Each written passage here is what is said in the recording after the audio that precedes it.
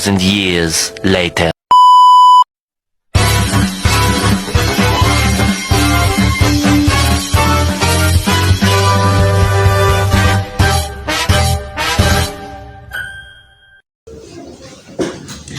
Assalamualaikum warahmatullahi wabarakatuh. Halo guys, welcome to Hahaya Podcast. Di sini saya Nipa Tunisa sebagai host dalam podcast kita kali ini. Dalam episode kali ini kita akan membahas tentang kemunduran umat Islam.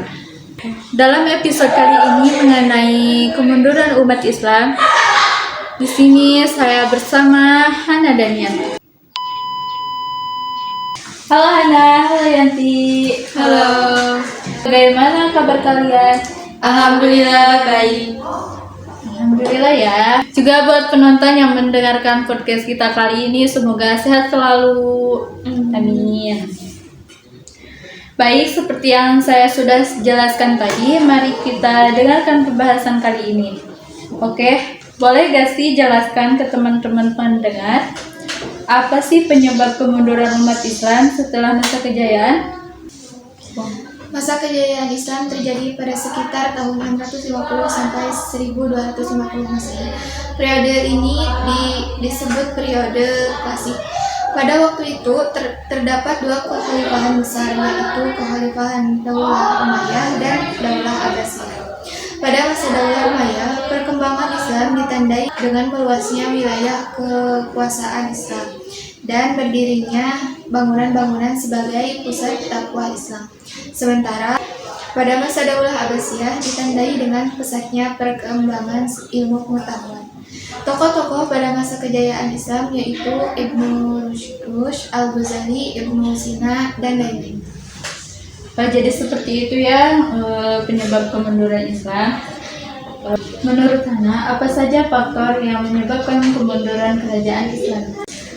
Ada beberapa faktor yang menyebabkan kemunduran kerajaan Islam.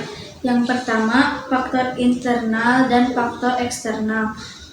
Yang faktor internal, satu, perpecahan internal.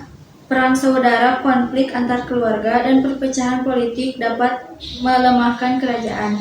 Yang kedua, korupsi.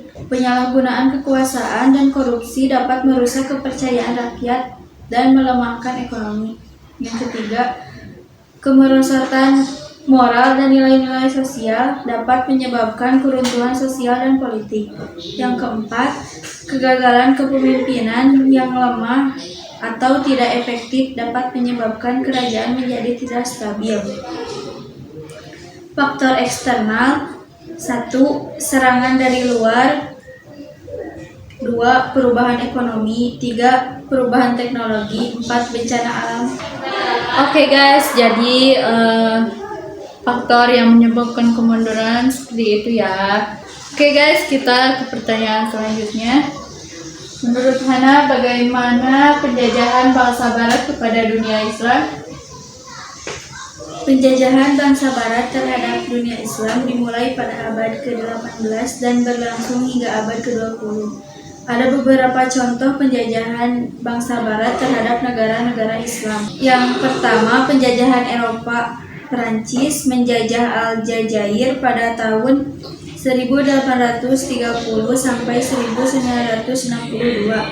Tunisia pada tahun 1881 sampai 1956 dan Maroko pada tahun 1912 sampai 1956.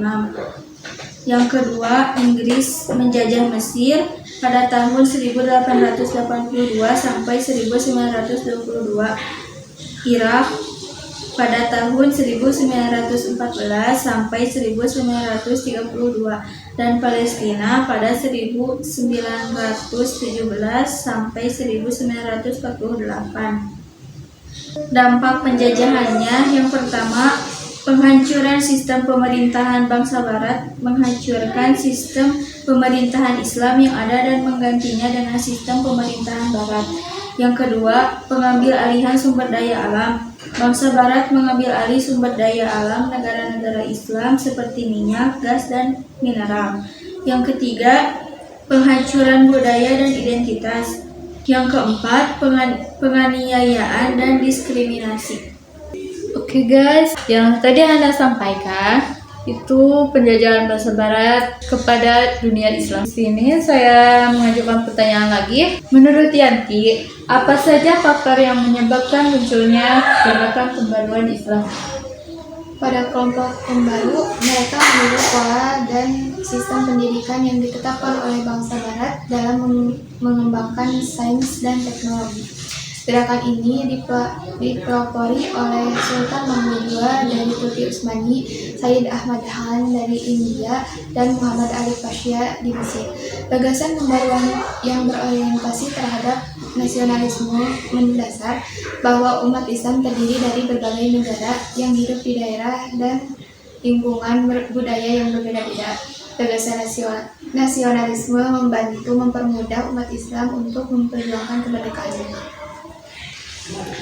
Jadi seperti itu. Nah, di sini apa sih kesimpulan dari pembahasan kita kali ini?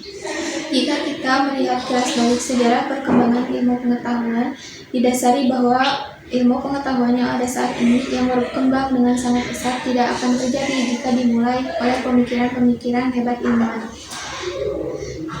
Hal ini dikarenakan umat Islam pada zaman dahulu memiliki keingintahuan yang tinggi dan umat Islam mempunyai sumber dari segala sumber ilmu yakni Al-Quran dan Al-Hadis. Beberapa cara untuk memperbaiki kemunduran umat Islam adalah kembali kepada ajaran-ajaran dasar Islam yang sebenarnya.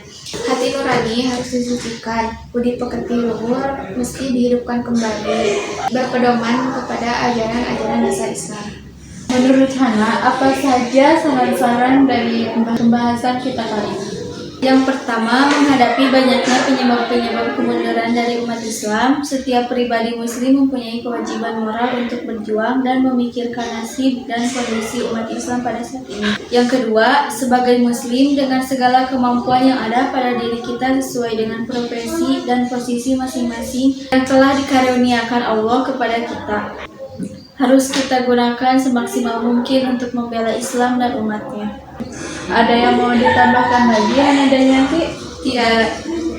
Baik, terima kasih kepada kalian yang sudah mau hadir dalam podcast kita kali ini. Guys, mohon maaf bila ada kesalahan dalam pengucapan.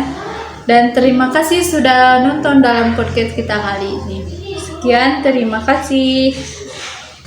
Dan saya pamit undur diri. Assalamualaikum warahmatullahi wabarakatuh. Oke teman-teman, terima kasih sudah menonton videonya.